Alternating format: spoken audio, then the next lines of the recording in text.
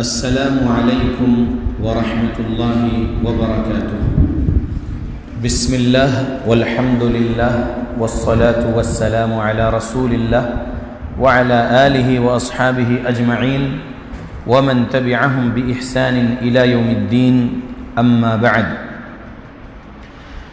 فإن خیر الحدیث کتاب اللہ وخیر الهدی هدی محمد صلی اللہ علیہ وسلم وشر الأمور محدثاتها وكل محدثة بدعة وكل بدعة ضلالة وكل ضلالة في النار۔ أعوذ بالله السميع العليم من الشيطان الرجيم من همزه ونفخه ونفثه بسم الله الرحمن الرحيم۔ ألهاكم التكاثر حتى زرتم المقابر كلا سوف تعلمون ثم كلا سوف تعلمون كلا لو تعلمون علم اليقين لترون الجحيم ثم لترونها عين اليقين ثم لتسألن يومئذ عن النعيم۔ رب اشرح لي صدري ويسر لي أمري واحلل عقدة من لساني يفقه قولي سبحانك لا علم لنا إلا ما علمتنا إنك أنت العليم الحكيم إن العزة لله جميعا هو السميع العليم۔ تمام قسم کی تعریفوں کا حقدار صرف اور صرف اللہ وحدہ لا شریک ہے۔ میں تعریف کرتا ہوں اس اللہ کی جس نے ساری کائنات کو 6 ایام میں بنا کر اپنے آپ کو عرش پہ مستوی کیا، اور اس اللہ کا عرش 7 آسمانوں کے اوپر ہے۔ پڑھتا ہوں میں درود، اور آپ سب بھی پڑھیں درود اللہ کے آخری نبی آخری رسول محمد صلی اللہ علیہ وسلم پر، جس رحمت للعالمین پر درود پڑھنے کا حکم دیا ہے اللہ رب العالمین نے۔ اللہم صلی علی محمد وعلی آل محمد کما صلیت علی ابراہیم وعلی آل ابراہیم انکا حمید مجید۔ اللہم بارک علی محمد وعلی آل محمد کما بارکت علی ابراہیم وعلی آل ابراہیم انکا حمید مجید۔ سامعین، آج 21 فروری 2021 کو سنڈے مغرب کی نماز کے بعد یہاں پر مسجد امام بخاری رحمۃ اللہ علیہ ارراکنٹا حیدرآباد میں جو درس کا میرا آج کا عنوان ہے، یہ سورہ تکاثر مکی سورت ہے۔ اس میں 8 آیتیں ہیں۔ یہ چھوٹا سا سورہ ہے، تو اس کی تفسیر آپ کے سامنے سنائیں گے آج کے درس قرآن میں۔ سورہ تکاثر سورہ نمبر 102 ہے، 102 نمبر کا سورہ ہے قرآن مجید کا، سورہ تکاثر۔ تو غور سے سنیے، 30 سے 40 منٹ کا یہ درس رہے گا۔ بہت غور سے آپ لوگوں کو سننا ہے یہ درس۔ درس کے اینڈ ہونے کے بعد سوال جواب کا سیشن رہے گا۔ سوال میں کروں گا، جواب آپ لوگوں کو دینا ہوگا۔ جو لوگ 30 سے 40 منٹ کے اس درس کو بغور سنیں گے، بہت دھیان لگا کر سنیں گے، تو وہ لوگ ہی سوال جواب میں انشاءاللہ اپنا بہترین جواب دے کر انعام لے سکتے ہیں۔ بہترین جواب سے مراد یہ ہے کہ جو میں بول رہا ہوں حدیث کے راویوں کے نام سے بھی میں سوال کر سکتا ہوں، یا صرف راوی کا نام بولوں گا اور کون سی حدیث وہ راوی نے بیان کیے آج کے درس میں جو میں بولوں گا تو وہ آپ کو بولنا پڑے گا۔ تو میں آج کے اس سورہ تکاثر کے 30 سے 40 منٹ کے درس قرآن میں مختصر سی تفسیر میں جو کچھ بھی دلائل آپ لوگوں کو سناؤں گا، صحیح سند والی، حسن لذاتی ہی سند والی حدیثیں اور اس کا صحیح مفہوم، تو وہ آپ لوگوں کو غور سے سننا ہے، اور پھر درس کے اینڈ ہونے کے بعد سوال جواب میں جواب ہمارے سوال پر دینا ہے تاکہ آپ کو انعام مل سکے انشاءاللہ۔ یہ ہر مہینے کا تیسرا اتوار اس مسجد میں جو درس کا سلسلہ جاری ہے کئی مہینوں سے الحمدللہ، تو یہ ایسے ہی جاری رہے گا انشاءاللہ۔ ہر مہینے کا تیسرا اتوار مغرب کی نماز کے بعد درس قرآن ہوگا 30 سے 40 منٹ کا، اور پھر اس میں جو ہے جو دلائل سنائے جائیں گے، درس کے بعد پھر سوال جواب ہوگا، جو صحیح جواب دیں گے ان کو انعام دیا جائے گا انشاءاللہ۔ تو یہ سلسلہ جاری رہے گا، اللہ نے چاہا تو اللہ ہم سب پر رحمت نازل کرے، آمین۔ زیادہ سے زیادہ دین اسلام کی دعوت و تبلیغ کرنے والا بنائے اللہ ہم کو ہماری موت تک، آمین۔ تو سورہ تکاثر مکی سورہ ہے اور 102 نمبر کا سورہ ہے قرآن مجید میں، اس میں 8 آیتیں ہیں۔ سیدنا انس بن مالک رضی اللہ عنہ بیان کرتے ہیں کہ رسول اللہ صلی اللہ علیہ وسلم یہ فرمایا کرتے تھے، لو ان لابن آدم وادیا من ذهب احب ان يكون له واديان ولن يملأ فاه الا التراب ويتوب الله على من تاب۔ ترجمہ، اگر ابن آدم کے پاس سونے کی ایک وادی ہو تو وہ اس بات کو پسند کرے گا کہ اس کے پاس ایسی 2 وادیاں ہو جائیں۔ اور سنو، انسان کا منہ قبر کی مٹی کے علاوہ کوئی اور چیز نہیں بھر سکتی، اور اللہ تعالیٰ اس کی توبہ قبول کرتا ہے جو توبہ کرے۔ اس حدیث سے سبق ملا کہ انسان حرص والا ہوتا ہے، مال کی چاہت اس کو زیادہ ہوتی ہے۔ دوسری حدیث سنا رہا ہوں۔ سیدنا ابی بن کعب رضی اللہ عنہ سیدنا انس رضی اللہ عنہ سے بیان کرتے ہیں کہ ہم ان الفاظ کو قرآن کا حصہ ہی سمجھتے تھے، یہاں تک کہ اللہ نے یہ سورہ الہاکم التکاثر نازل فرمایا۔ صحیح بخاری حدیث نمبر 6439 6440، یہ 2 حدیثیں میں نے سنایا آپ کو، اور یہ دونوں حدیثیں صحیح بخاری کی ہیں۔ تو معلوم یہ ہوا کہ صحابہ وہ حدیث کو کیا سمجھتے تھے؟ قرآن کا حصہ سمجھتے تھے، جو پیارے نبی کے الفاظ رہا کرتے تھے، لو ان لابن آدم وادیا من ذهب احب ان يكون له واديان ولن يملأ فاه الا التراب ويتوب الله على من تاب۔ یہ حدیث کے الفاظ ہے، لیکن انس رضی اللہ عنہ ابی بن کعب رضی اللہ عنہ سے بول رہے کہ ہم اس کو قرآن کا حصہ سمجھتے تھے، لیکن جب سورہ تکاثر نازل ہوئی تو پھر ہم وہ حدیث سمجھے۔ سورہ تکاثر کی پہلی آیت کیا ہے؟ الہاکم التکاثر۔ ترجمہ، تمہیں ایک دوسرے سے زیادہ حاصل کرنے کی حرص نے غافل کر دیا، کثرت مال کی چاہت نے۔ میں زیادہ سے زیادہ کما سکوں، زیادہ سے زیادہ میرے پاس عہدے رہیں، زیادہ سے زیادہ میرے پاس اولاد رہیں، زیادہ سے زیادہ میرے پاس نوکر رہیں، یہ زیادہ سے زیادہ میرے پاس یہ رہے، اس کی چاہت نے انسان کو غافل کیا۔ کس سے؟ رب سے۔ کس سے؟ رب سے۔ اگر رب کے تعلق سے اگر کچھ یاد بھی رکھ رہے ہیں تو زیادہ رب کو یاد نہیں رکھ رہے، بلکہ دنیا کی چیزیں حاصل کرنے کی حرص زیادہ رہ رہی ہے، اس وجہ سے رب کی یاد سے غفلت میں رہ رہے ہیں۔ اللہ تعالیٰ نے فرمایا کہ لوگوں، تمہیں کثرت اور زیادہ کی چاہت نے اللہ اور اس کی محبت سے غافل کر دیا۔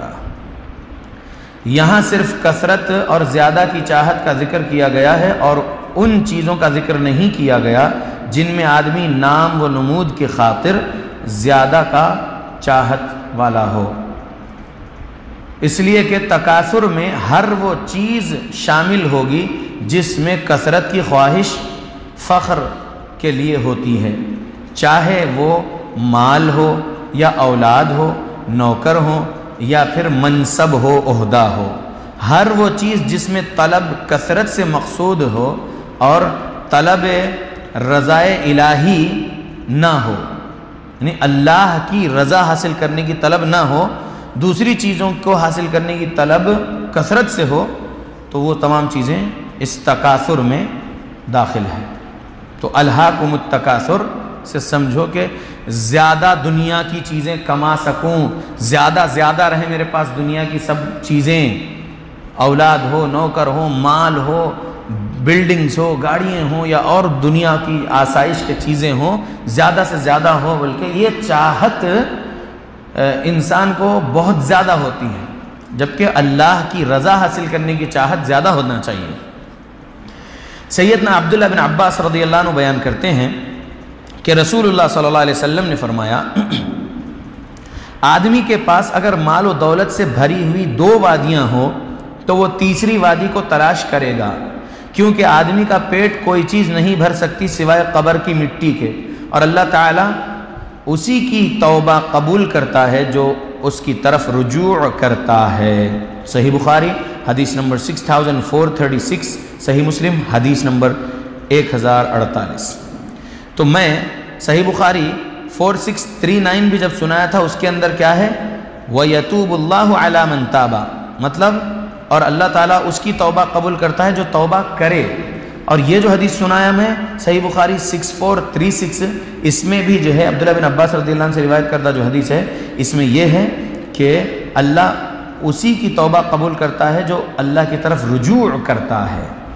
تو زیادہ سے زیادہ اللہ کی طرف لو لگائے رکھنا، چاہت اللہ کی رضا حاصل کرنے کی زیادہ ہونا ہمارے سینے میں۔ اور ہم گناہ تو کرتے رہتے ہیں، کبیرہ گناہوں سے اگر اللہ کی توفیق سے کوئی بچا ہوا ہے، ہم میں سے کوئی کبیرہ گناہ سے اگر بچا ہوا ہے تو صغیرہ گناہ تو ہو ہی جاتے ہیں۔ تو ہم کو بچنے کی کوشش کرنا ہے، اور اللہ کی چاہت، اللہ کی محبت ہمارے سینے میں زیادہ ہونا، اللہ کی رضا حاصل کرنے کی چاہت ہمارے دل میں زیادہ ہونا، اور زیادہ سے زیادہ ہم توبہ کرنے والے بنے رہنا، اور اللہ کی طرف رجوع کرنے والے بنے رہنا۔ سیدنا عبداللہ بن شخیر رضی اللہ عنہ بیان کرتے ہیں کہ میں رسول اللہ صلی اللہ علیہ وسلم کی خدمت میں حاضر ہوا تو آپ سورہ الہاکم التکاثر کی تلاوت کر رہے تھے۔ آپ نے فرمایا، ابن آدم کہتا رہتا ہے میرا مال میرا مال، اے ابن آدم تیرا مال تو صرف وہ ہے جسے تو نے کھا کر ختم کر دیا، یا پہن کر پرانا کر دیا، یا صدقہ دے کر باقی رکھ لیا۔ صحیح مسلم حدیث نمبر 2958۔ 3 مال ہے انسان کے، کھا کر ختم کر دیا، پہن کر بوسیدہ کر دیا، اور صدقہ کر کے اللہ کے پاس اعمال کا ذخیرہ جمع کر لیا۔ ایک حدیث میں اور بھی ہے، چوتھا مال یہ ہے کہ بندہ مرتے وقت جو چھوڑ کر مرتا ہے وہ اس کے گھر والوں کے لیے، لوگوں کے لیے چھوڑ گیا، ٹھیک ہے؟ تو اس کا مال کیا ہوا؟ اس کا مال یہی ہوا نا کہ اس نے جو کھا کے ختم کیا، اس نے جو پہن کے بوسیدہ کیا، اور اس نے جو زکوٰۃ صدقات دے کر اللہ کی رضامندی حاصل کر کے آخرت کا ذخیرہ تیار کر لیا، جنت میں جانے کے لیے آسانی اللہ کی رحمت کے ساتھ۔ تو انسان کا مال یہی ہے، سمجھنا چاہیے انسان کو۔ بہت ساری لالچ رہتی، نہیں میرے پاس یہ بھی ہو جائے، یہ بھی ہو جائے، یہ بھی ہو جائے، تو کیا کرے گا وہ؟ اس کو چھوڑ کر ہی مرنا ہے نا۔ سیدنا انس بن مالک رضی اللہ عنہ بیان کرتے ہیں کہ رسول اللہ صلی اللہ علیہ وسلم نے فرمایا، میت کے ساتھ قبرستان میں 3 چیزیں جاتی ہیں، جن میں 2 واپس آ جاتی ہیں اور صرف 1 اس کے ساتھ رہ جاتی ہے۔ اس کے ساتھ 3 چیزیں جو قبرستان جا رہی ہے، اس کے گھر والے ہیں، اور اس کا مال ہے، اور اس کے اعمال ہے۔ یرجع 2 ویبقى 1، 2 چیزیں لوٹ جاتی ہیں، گھر والے اور مال لوٹ جاتا ہے، اور اعمال اس کے ساتھ رہ جاتے ہیں۔ تو اللہ کے بندو، یہ حدیث صحیح بخاری میں حدیث نمبر 6514 ہے، اور صحیح مسلم میں حدیث نمبر 2960 ہے۔ تو ہمارا مال کون سا ہے؟ 4 قسم کے مال ہے، بولا نا، کھا کے ہم ختم کریں ہماری، دوسرا ہم اپنی ذات کے لیے پہن کے ختم کریں، تیسرا ہم نے جو اپنی حیات میں زکوٰۃ فرض جو دینا تھا وہ دے کر، نفلی صدقات دے کر اپنی آخرت کے لیے ذخیرہ کر لیے۔ یہ 3 ہی مال انسان کا ہے، اور جو چوتھا مال ہے وہ لوگوں کے لیے چھوڑ کر مر رہا ہے۔ پیارے نبی کی اس حدیث سے کیا معلوم ہوا کہ قبرستان اس کی میت کے ساتھ 3 چیز جا رہے ہیں، تو کون سی واپس ہو جا رہے؟ 2 چیزیں، گھر والے اور مال واپس ہو جا رہا، اعمال اس کے ساتھ رہ رہے۔ تو لہذا زیادہ چاہت نہیں ہونا چاہیے ہم کو مال کی۔ سیدنا انس بن مالک رضی اللہ عنہ بیان کرتے ہیں کہ رسول اللہ صلی اللہ علیہ وسلم نے فرمایا، جوں جوں انسان کی عمر بڑھتی جاتی ہے، عمر ایج بڑھتی جاتی ہے جیسے جیسے، ویسے ویسے اس کے اندر دو چیزوں کی خواہش بڑھتی جاتی ہے، ایک مال کی محبت اور دوسرے عمر کی درازی کی محبت۔ یعنی میری عمر ابھی ختم نہیں ہو جانا، میرے کو موت ابھی نہیں آ جانا، میری عمر لمبی ہونا، ایک یہ چاہت بڑھ جاتی ہے، اور مال زیادہ سے زیادہ میرے کو ملے، ایک یہ بھی محبت چاہت بڑھ جاتی ہے، اس کو خواہش بڑھ جاتی ہے اس کو۔ یہ صحیح بخاری میں حدیث نمبر 6421 ہے۔ تو اللہ کے بندو، ہم کس بات کی زیادہ چاہت کرنا؟ اللہ کی رضا حاصل کرنے کی چاہت ہمارے دل میں زیادہ ہونا، مال کی چاہت دل میں زیادہ نہیں رہنا، ٹھیک ہے؟ سب سے نقصان دہ چیز کیا ہے ہرس میں؟ دو چیزیں، کیا ہے؟ دلیل سنیے۔ سیدنا کعب بن مالک رضی اللہ عنہ بیان کرتے ہیں، رسول اللہ صلی اللہ علیہ وسلم نے فرمایا، اگر دو بھوکے بھیڑیے بکروں کے جھنڈ میں چھوڑ دیے جائیں تو وہ دونوں بھوکے بھیڑیے اتنا نقصان نہیں پہنچائیں گے اس بکروں کے جھنڈ کو، بکریوں کے جھنڈ کو، جتنا نقصان آدمی کے دین کو اس کے مال اور اس کے بڑے بننے کی ہرس سے پہنچتا ہے۔ کیا کیا؟ مال اور بڑا بنوں، مال اور بڑا بننے کی ہرس سے اس کے دین کو بہت نقصان پہنچتا ہے، یہ پیارے نبی صلی اللہ علیہ وسلم نے فرمایا۔ یہ ترمذی میں حدیث موجود ہے 2376۔ تو ہمیں یہ چاہت ہمارے دین کو نقصان پہنچائے گی۔ کون سی چاہت؟ زیادہ مال جمع کرنے کی یا دنیاوی چیزیں زیادہ جمع کرنے کی چاہت ہم کو بہت زیادہ نقصان پہنچائیں گی۔ تو اس میں ایک تو مال اور ایک تو بڑا بننے کی ہرس، مطلب میرے پاس ایک رتبہ رہے وغیرہ۔ اللہ ہم سب کو بچائے، آمین۔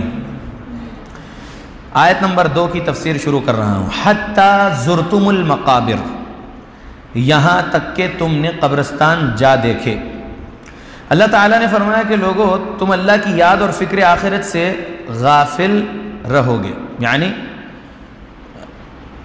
دنیا کی چاہت، دنیا کے چیزیں جمانے کی چاہت میں اللہ رب العالمین کی یاد سے غفلت میں رہو گے۔ اگر کچھ تھوڑا یاد کر بھی رہے ہوں گے اللہ کو، لیکن زیادہ نہیں یاد کرو گے، غفلت میں رہو گے، یہاں تک کہ تم قبروں میں پہنچ جاؤ۔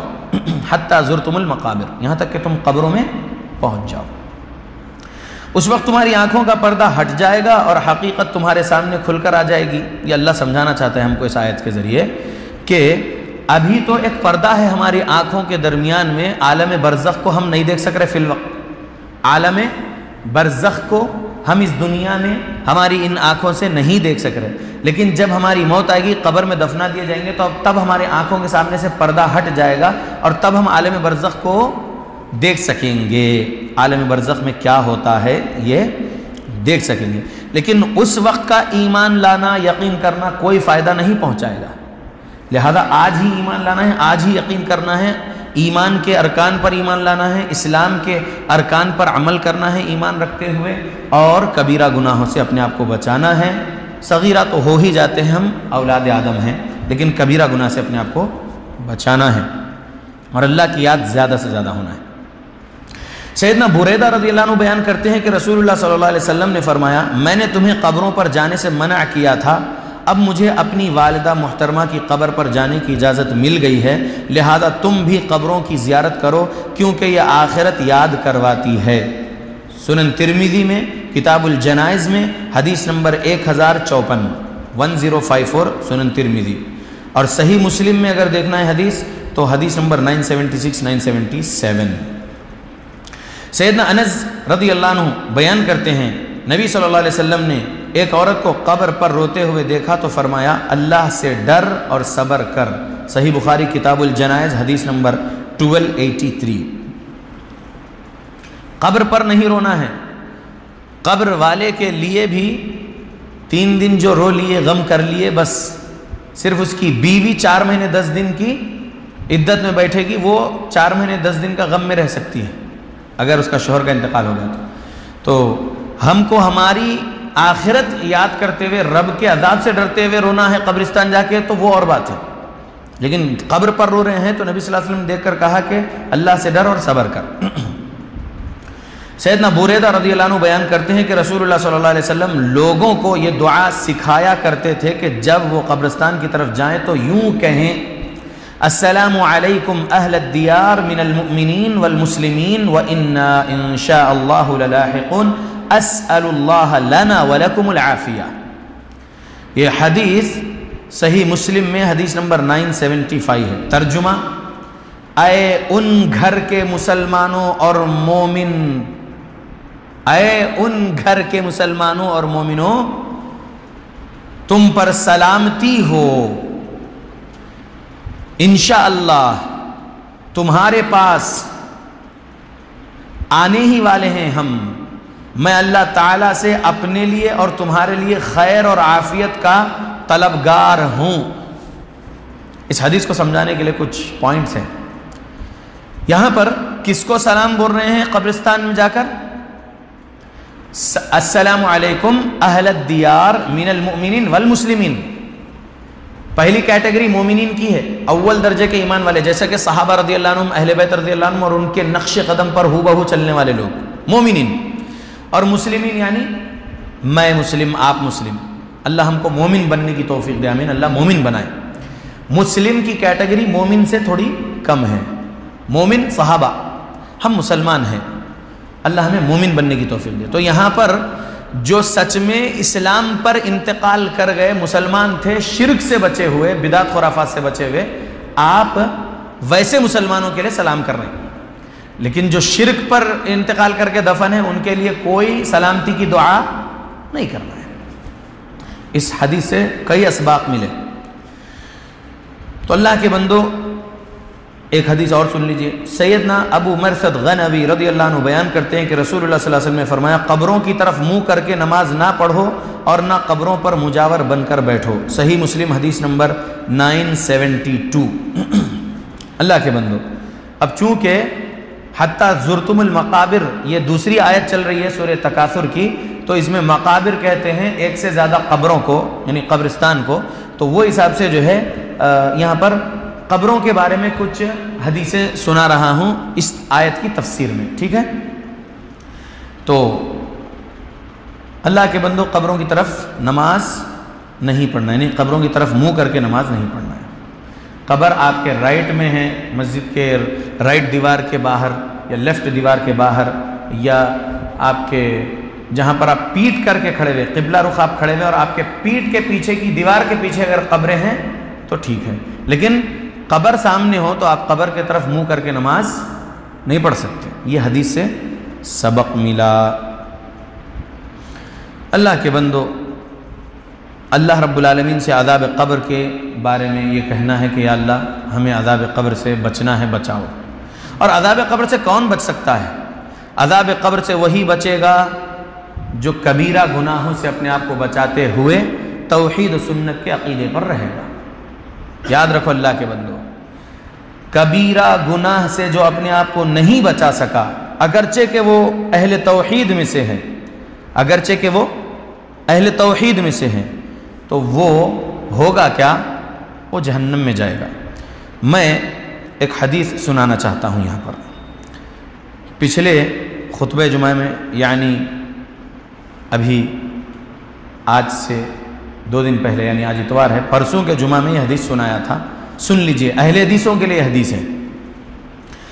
اہل توحید گناہوں کی وجہ سے سزا کاٹیں گے۔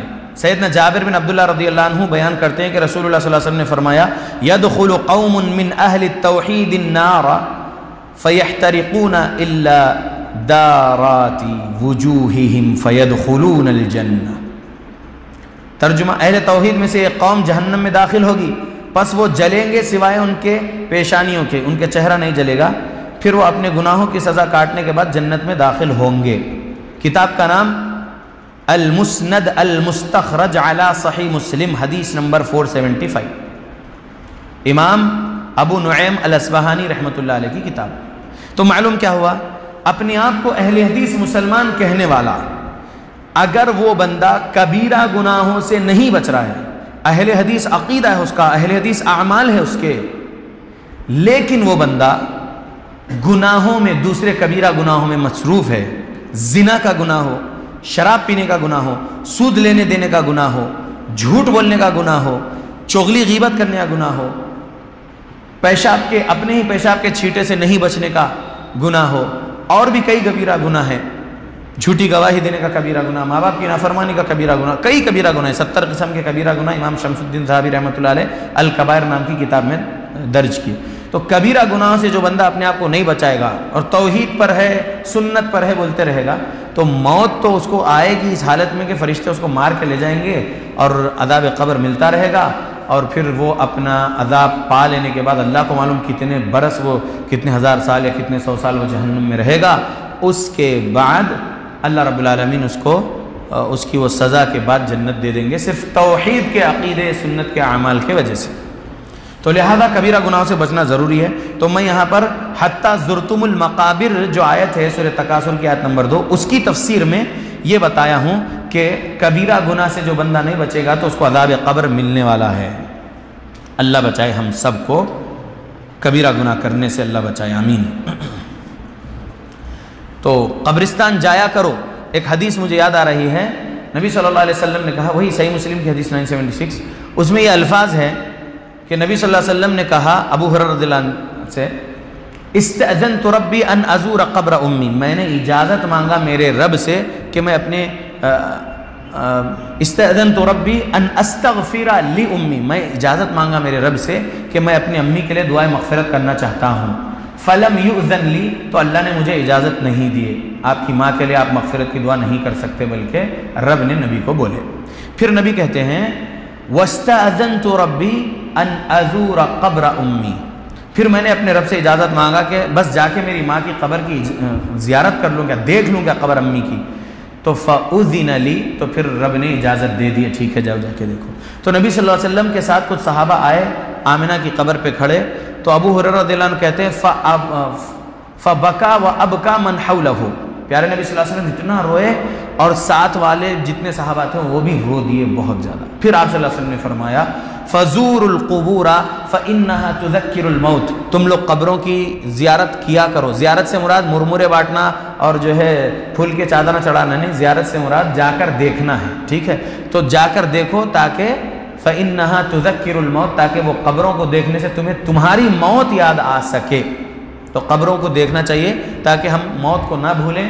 اگر موت کو یاد رکھے گا بندہ، جو بندہ اپنے آپ کو اہل توحید میں سے، اہل حدیث مسلمان بول رہا ہے اور موت کو بھولا ہوا ہے، آخرت کو بھولا ہوا ہے اور لوگوں پر جھوٹے الزامات لگاتے ہوئے لوگوں پر ظلم کر رہا ہے، تو ویسا بندہ عذاب قبر پائے گا کبیرہ گناہوں کی وجہ سے۔ پھر اس کی سزا کاٹنے کے بعد اللہ رب العالمین کب اس کو اس کی توحید کی وجہ سے جنت دیں گے وہ اللہ کو معلوم ہے۔ لہذا اپنے آپ کو، اہل حدیث اہل توحید بولنے والوں کو چاہیے کہ اپنے آپ کو ہر کبیرہ گناہ سے بچائے رکھے، ہر ظلم سے، ہر جھوٹ سے، ہر قسم کے کبیرہ گناہ سے بچائے رکھے، تاکہ موت کے وقت سے اس کو جنت کی خوشخبری ملے اور عذاب قبر سے بھی وہ بچ جائے، قیامت کی ہولناکیوں سے وہ بچ جائے۔ اللہ سب سے پہلے مجھے توفیق دے، آمین۔ آیت نمبر 3، 4، 5 سنیے سورہ تکاثر کی۔ کلا سوف تعلمون ثم کلا سوف تعلمون کلا لو تعلمون علم الیقین، ہرگز نہیں تم جلدی جان لوگے، پھر ہرگز نہیں تم جلدی جان لوگے، ہرگز نہیں، کاش تم جان لیتے یقین کا جاننا۔ کیا مطلب ہے اس کا؟ دنیا کی ہرس و ہوس والے اپنی حرکتوں سے باز آ جائیں، ورنہ قیامت کے دن وہ اس کا انجام اپنی آنکھوں سے دیکھ لیں گے۔ اگر وہ محبت دنیا میں، یعنی دنیا کی محبت اور فخر میں لگے رہیں اور اللہ کی یاد سے غافل رہیں، تو عنقریب روز قیامت اپنا برا انجام دیکھ لیں گے۔ اللہ اکبر۔ آخر میں فرمایا اللہ نے کہ موت کے بعد جن حالات کا تم سامنا کرنے والے ہو، اگر اس کا یقینی علم تمہارے دلوں کو چھو لیتا تو تم دنیا کی ہرس و ہوس میں نہ پڑتے، بلکہ تقوی اور اخلاص والے عمل کرتے، عمل صالح والی زندگی کو اپنا لیتے، جیسا کہ اللہ تعالیٰ نے اور ایک جگہ ارشاد فرمایا تھا، یوم یتذکر الانسان ما سعى وبرزت الجحیم لمن یرى فاما من طغى وآثر الحیاۃ الدنیا فان الجحیم هی المأوى۔ سورہ نازعات آیت نمبر 35 سے 39 ترجمہ، جس دن انسان یاد کرے گا جو اس نے کوشش کی اور جہنم ہر اس شخص کے لیے ظاہر کر دی جائے گی جو دیکھتا ہے، پس لیکن جو حد سے بڑھ گیا اور اس نے دنیا کی زندگی کو ترجیح دی تو بے شک جہنم ہی اس کا ٹھکانہ ہے۔ تو سورہ تکاثر کی آیت نمبر 3، 4، 5 کی تفسیر میں یہ سورہ نازعات کی آیت نمبر 35 سے 39 بھی ہے، اور اس میں بات واضح طور پر ہے کہ دنیا دنیا دنیا زیادہ کمانے کی چاہت میں بندہ جو غفلت اختیار کر کے رکھتا اپنے رب کے ذکر سے، اور موت کو بھولا ہوا رہتا، آخرت کو بھولا ہوا رہتا اور مصروف رہتا، اور پھر ایسے بھی کام کرتا ہے بندہ کہ دنیا کمانے کے چاہت میں، دنیا بہت زیادہ جمع کے رکھنے کی چاہت میں حرام اور حلال کی تمیز نہیں دیکھتا، جہاں سے آ رہا آنے دو، جمع کرنا ہے بس۔ تو ایسا نہیں ہونا چاہیے، بلکہ تقوی اور اخلاص والے عمل صالح کرنا چاہیے۔ اللہ ہم سب کو توفیق دے، دنیا کی حرص ہمارے اندر سے نکال دے اللہ رب العالمین، ہم کو اللہ ایسا تقوی اخلاص دے کہ ہم زیادہ سے زیادہ آخرت کی فکر کرنے والے بنیں اور اس دین اسلام کی تبلیغ کرنے والے بنیں، آمین۔ اللہ کے بندو یاد رکھیے کہ دنیا کو وہی لوگ ترجیح دیں گے جو موت اور آخرت کو بھولے ہوئے ہیں، یہ بات دھیان میں رکھو، کیونکہ ایک حدیث مجھے سنن ابن ماجہ کی یاد آ رہی ہے۔ پیارے نبی صلی اللہ علیہ وسلم فرمائیں اکثروا ذکر ہادم اللذات یعنی الموت، غور کرو، توجہ میری طرف، اکثروا ذکر ہادم اللذات، زیادہ سے زیادہ یاد کرتے رہو لذتوں کو مٹانے والی چیز کو، یعنی الموت، موت کو زیادہ یاد کرو تاکہ وہ لذتوں کو مٹائے گی۔ کون سی چیز لذتوں کو مٹائے گی؟ موت۔ سورہ تکاثر آیت نمبر 6 اور 7 کی تفسیر سنا رہا ہوں۔ لَتَرَوُنَّ الْجَحِيمَ ثُمَّ لَتَرَوُنَّهَا عَيْنَ الْيَقِينَ، کہ یقیناً تم ضرور جہنم کو دیکھو گے، پھر یقیناً تم ضرور اسے یقین کی آنکھ سے دیکھ لو گے۔ یہ کب ہے یقین کی آنکھ؟ موت کے بعد۔ مطلب آج تو بس سن رہے ہیں قرآن کی آیتیں اور اس کا ترجمہ اور تفسیر، حدیث رسول سن رہے ہیں، تو یقین کی آنکھ سے تو نہیں دکھ رہا نا عذاب قبر یا عذاب جہنم، یقین کی آنکھ سے نہیں دکھ رہا، بس ہم یہ ایمان رکھتے ہیں قرآن و حدیث پر کہ اللہ کا کلام ہے، اللہ کی طرف سے، تو ہم یقین کی آنکھ سے نہیں دیکھ رہے، بس ہم اس پر ایمان رکھ رہے، یقین رکھ رہے کہ جی ہاں۔ لیکن کئی ایسے لوگ ہیں جو یقین ہی نہیں رکھتے ہیں، نہ اللہ پر یقین، نہ رسولوں پر یقین، نہ ہی آخرت پر یقین، ایمان نہیں ہے نا اللہ رسول آخرت پر کئی لوگوں کو، اللہ حفاظت کرے، آمین۔ اللہ تعالیٰ نے یہاں پر اس آیتوں میں کیا فرمایا؟ تم لوگ جہنم کو قیامت والے دن ضرور دیکھو گے، مشرک اسے دیکھے گا اور اس میں پھینک دیا جائے گا، کافر بھی دیکھے گا اور اس میں پھینک دیا جائے گا، اور منافق بھی اسے دیکھے گا اور اس میں پھینک دیا جائے گا۔ یعنی اگر کوئی اپنے آپ کو اہل حدیث اہل توحید میں سے بول رہے ہیں، لیکن اگر وہ شرک بدعت سے بچ کر دوسرے کبیرہ گناہوں میں ہیں، لوگوں کے ساتھ ظلم والا کام ہے، زیادتی والا کام ہے، کبیرہ گناہوں میں ہیں، جھوٹ اور دیگر چیزوں کی وجہ سے، ظلم کرنے کی وجہ سے، تکلیف، نقصان، قوم کو نقصان پہنچانے کی وجہ سے، تو ایسے اعمال والے منافق، عقیدے والے منافق کی بات نہیں کر رہا ہوں، اعمال والے منافق کو بھی جہنم میں جانا ہے، پھر وہ اس کے گناہوں کے وجہ سے سزا کاٹنے کے بعد توحید کے عقیدے کی وجہ سے انشاءاللہ جنت میں داخل کیا جائے گا۔ لیکن یقین کی آنکھ سے دیکھ لے گا موت کے بعد، کافر بھی دیکھے گا، مشرک بھی دیکھے گا، اور وہ اہل توحید میں سے جو منافقت میں رہتا تھا وہ بھی یقین کی آنکھ سے عذاب دیکھے گا، جہنم دیکھے گا۔ جہنم مطلب بھڑکتی ہوئی آگ کا گڑھا ہے۔ جہنم کو دیکھنا ایسی یقینی بات ہے جس میں ذرا بھی شک کی گنجائش نہیں ہے، ضرور دیکھیں گے، ضرور دیکھیں گے۔ کون لوگ؟ کافر، مشرک، منافق۔ اسے سامنے لایا جائے گا اور تمام اہل موقف اسے دیکھیں گے، جیسا کہ ارشاد فرمایا اللہ نے، وَرَأَى الْمُجْرِمُونَ النَّارَ فَظَنُّوا أَنَّهُمْ وَاقِعُوهَا وَلَمْ يَجِدُوا عَنْهَا مَصْرِفًا، سورہ کہف آیت نمبر 53۔ اور مجرم لوگ آگ کو دیکھیں گے تو یقین کر لیں گے کہ بے شک وہ اس میں گرنے والے ہیں اور اس سے پھرنے کی کوئی جگہ نہ پائیں گے، یعنی اس میں جانے کے بعد واپس نکلنا تو ہے ہی نہیں۔ اللہ ہم سب کو جہنم کے عذاب سے بچائے، عذاب قبر سے بھی اللہ بچائے، آمین۔ موت کے وقت سے ہی اللہ ہم کو خوشخبری سنائے جنت کی، ہم کو فرشتوں کی بھی مار نہیں چاہیے، اے اللہ موت کے وقت ہماری دعا قبول کرو اللہ، آمین۔ تو اللہ کے بندو جہنم تو دیکھنا ہے، دیکھیں گے لوگ، اللہ بچائے ہم کو، آمین۔ 8ویں آیت سورہ تکاثر کی، ثم لتسألن يومئذ عن النعيم، پھر یقیناً تم اس دن نعمتوں کے بارے میں ضرور پوچھے جاؤ گے۔ اللہ اکبر، اللہ اکبر۔ یہاں پر بہت بڑی بات ہے اللہ کے بندو۔ نعمتوں میں ایک نعمت ایک گلاس ٹھنڈا پانی بھی ہے، اس کے بارے میں بھی پوچھا جائے گا۔ نعمتوں میں ہمارے جسم کے اندر ہی کئی نعمتیں ہیں، اللہ بچائے ہم سب کو آمین عذاب سے۔ اللہ تعالیٰ نے فرمایا کہ لوگوں، جس دن تم لوگ جہنم کو اپنی آنکھوں سے دیکھو گے، اس دن تم سے ان نعمتوں کے بارے میں پوچھا جائے گا جو اللہ نے تمہیں دنیا میں دی تھی۔ نعمتوں کے بارے میں بندوں سے سوال یہ کیا جائے گا کہ انہوں نے ان پر اپنے خالق و مالک اللہ کا شکر ادا کیا یا نہیں۔ تو جس نے دنیا میں اللہ کا شکر ادا کیا ہوگا وہ نجات پائے گا، اور جس نے ناشکری کی ہوگی اس کی گرفت ہو جائے گی۔ حدیث سنیے اس آیت کی تفسیر میں۔ سیدنا عبداللہ بن عباس رضی اللہ عنہ بیان کرتے ہیں رسول اللہ صلی اللہ علیہ وسلم نے فرمایا، دو نعمتیں ایسی ہیں کہ اکثر لوگ ان کی قدر نہیں کرتے، یعنی صحت اور فراغت۔ صحیح بخاری حدیث نمبر 6412۔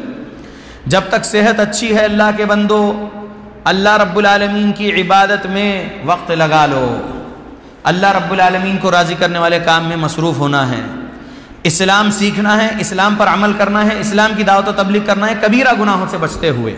ٹھیک، جب صحت بگڑ جائے، بیماری ایسی آ جائے، علیل ہو جائے، نہ نماز کے لیے کھڑ سک رہے نہ بیٹھ سک رہے، تب کیا ہوگا؟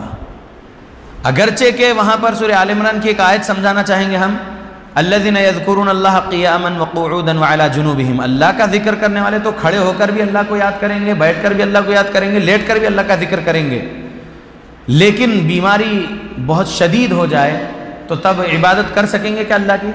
صحت جب خراب ہو جائے تو۔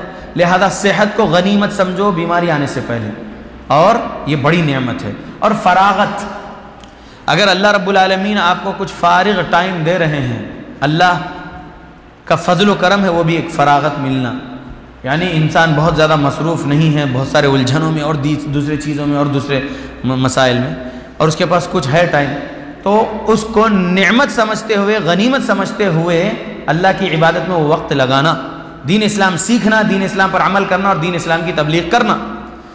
یہ نعمتوں کے بارے میں پوچھا جائے گا۔ اللہ مجھے سب سے پہلے توفیق دے کہ میں ان دو نعمتوں کی زیادہ سے زیادہ حفاظت کر سکوں اور زیادہ سے زیادہ ان کا فائدہ اٹھا سکوں اللہ کو خوش کرنے کے کاموں میں، اور اللہ رب العالمین مجھ سے جب یہ سوال کرے ان نعمتوں کے بارے میں تو میرے لیے جواب آسان ہو، اور ہم سب کے لیے آمین۔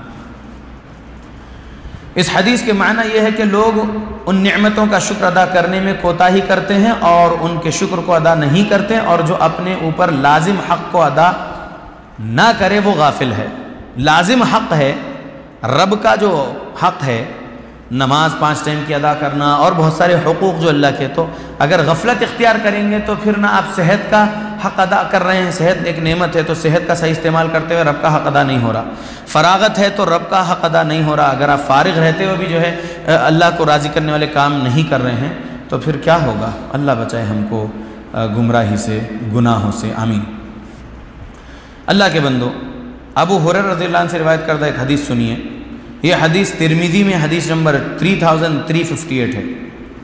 پیارے نبی صلی اللہ علیہ وسلم نے فرمائے، قیامت والے دن بندے سے جس چیز کے بارے میں سب سے پہلے سوال ہوگا وہ اللہ کی نعمتیں ہوں گی۔ بندے سے پوچھا جائے گا کہ کیا ہم نے تجھے صحت مند اور توانا جسم نہیں دیا تھا، اور کیا ہم نے تجھے ٹھنڈے پانی سے سیراب نہیں کیا تھا؟ اللہ اکبر۔ تو ابھی اوپر ایک جو حدیث سنا چکا میں آپ کو اس حدیث سے پہلے، وہ حدیث میں صحت کی بات تھی، اس حدیث میں بھی صحت و تندرستی کی بات ہے، اور ٹھنڈا پانی، اللہ کے بندو بہت بڑی بات ہے، ٹھنڈا پانی ملنا نعمت ہے، سبحان اللہ۔ اللہ ہم سب کو بچائے ہر کبیرہ گناہ سے، آمین۔ تو اللہ کے بندو، اللہ رب العالمین سے تعلق مضبوط کرتے ہوئے اپنے آپ کو مصروف رکھنا ہے اللہ کو راضی کرنے والے کاموں میں۔ اللہ کے بندو غور کرو، یہاں پر ابو ہریرہ رضی اللہ عنہ بیان کرتے ہیں کہ جب یہ آیت نازل ہوئی ثم لتسألن یومئذ عن النعیم، پھر یقیناً تم اس دن نعمتوں کے بارے میں ضرور پوچھے جاؤ گے، تو صحابہ اکرام رضی اللہ عنہ نے پیارے نبی صلی اللہ علیہ وسلم سے کہا، اے اللہ کے رسول، ہم سے کس نعمت کے بارے میں سوال ہوگا؟ یہی دو کالی چیزیں، یہ کھجور اور پانی، یہ ہے دشمن سر پر ہے اور تلواریں ہمارے کندھوں پر رہتی ہیں، پھر باز پرس کس چیز کی ہوگی، یعنی پکڑ کس چیز کی ہوگی، سوال کس چیز کا ہوگا؟ آپ نے فرمایا یہ ضرور ہوگا۔ اللہ اکبر۔ ہم تو اس کام میں بزی ہے کیا؟ نہیں ہے نا؟ صحابہ کیا بول رہے ہیں؟ ہم ایسی جگہ پر ہے جہاں پر دشمن ہمارے اوپر ہے اور ہمارے ساتھ تلواریں ہمارے کندھوں پر لٹکی ہوئی ہے، اور دو کالی چیزیں ہیں بس، پانی اور کھجور۔ اب ان کا بھی سوال ہوگا کہ یہ نعمتوں کے بارے میں بھی پوچھ ہوگی کیا؟ اللہ اکبر۔ تو نبی صلی اللہ علیہ وسلم نے کہا ضرور پوچھ ہوگی۔ ہم لوگ کہاں ہیں؟ ہم لوگ آزاد ہیں نہیں؟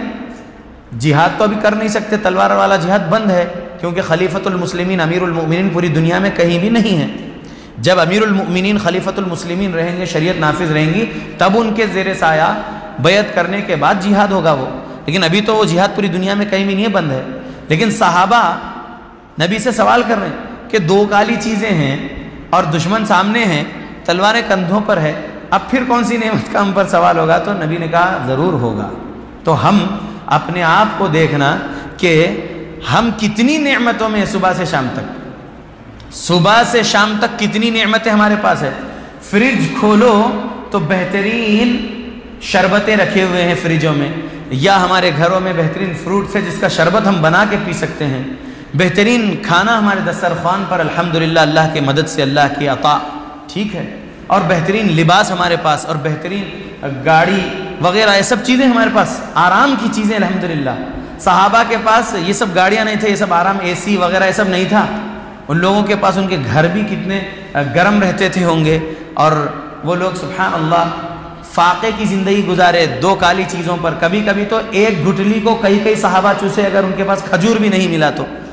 اللہ اکبر۔ آج ہمارے پاس نعمتیں ہی نعمتیں، صبح بستر سے اٹھنے سے لے کر پھر بستر کو پہنچنے تک کئی چیزیں کھانے کے لیے، کئی چیزیں پینے کے لیے حلال الحمدللہ، اور پھر پہننے اوڑھنے چلنے پھرنے کی بھی کئی نعمتیں ہیں۔ لیکن وہاں پر اتنا سب یہ نہیں تھا نا صحابہ کے پاس۔ اللہ اکبر۔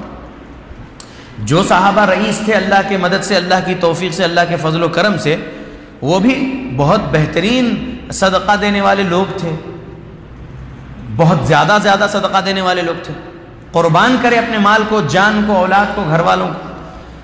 ان کے جیسے مومن تو ہم نہیں ہیں، اور ہم ان کے جیسے مومن بن نہیں سکتے، کوشش کریں گے ہم انشاءاللہ مومن بننے کی، ہم مسلمان ہیں اللہ کے بندو۔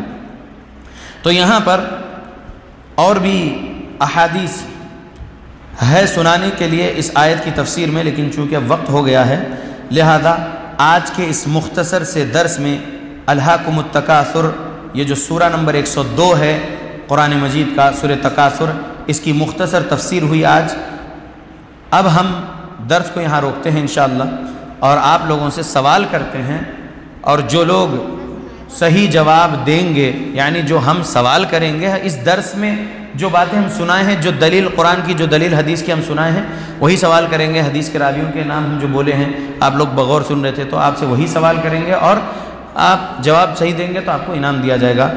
اللہ سے دعا کرتا ہوں اللہ ہم سب پر خاص رحمتیں برکتیں نازل کرے، اللہ ہم کو تقوی کا لباس پہنائے، تقوی کے کلمات بولنے والا بنائے، اور ہر کبیرہ گناہ سے بچنے کی توفیق دے۔ صغیرہ گناہ ہو ہی جاتے ہیں، اللہ ہم کو صغیرہ گناہ سے بھی بچنے کی توفیق دے، ہماری موت تک، موت اس حالت میں آئے کہ اللہ ہم سے راضی رہیں، ہم اپنے اللہ سے راضی رہیں، اور جنت کی خوشخبری ہم کو ہماری موت کے وقت سے مل جائے، فرشتوں کی زبان سے، اللہ کے حکم سے، تاکہ ہم عذاب قبر سے بھی بچ جائیں اور جنت الفردوس ہم سب کو مل جائے۔ آمین۔